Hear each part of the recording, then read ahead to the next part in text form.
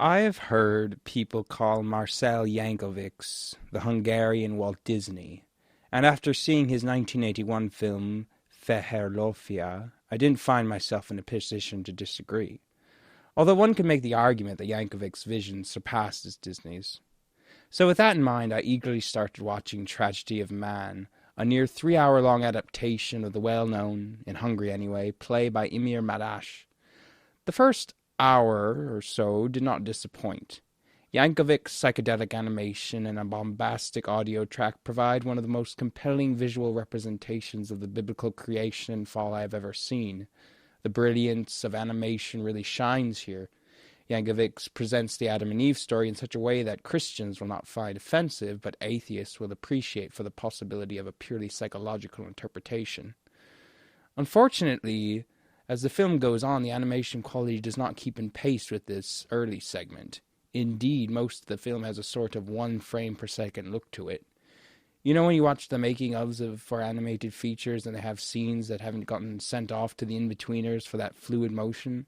Well, much of Tragedy of Man has that look.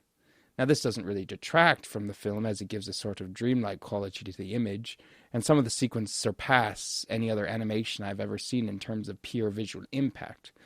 But in the, for example, future segment in the later part of the film, some of the animation just felt unfinished. Now, this doesn't necessarily surprise me, as the film took 20 years to make, and much of that time Yankovic spent reportedly raising funding for the picture. The film also has a more or less constant, fast-paced dialogue throughout the 160-minute runtime.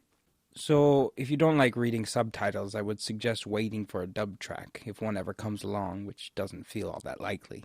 Those aspects aside, the film has a scope and vision beyond just about anything else that I can think of that currently exists in the medium. It goes right to the heart of the human condition with an unflinching, critical eye. I would not feel surprised if you came away from this picture with a new perspective on your life and humanity as a whole. So if you enjoy films like 2001: A Space Odyssey, and you can meet the picture halfway, Tragedy of Man might just provide you with one of the most rewarding film experiences available, animated or otherwise.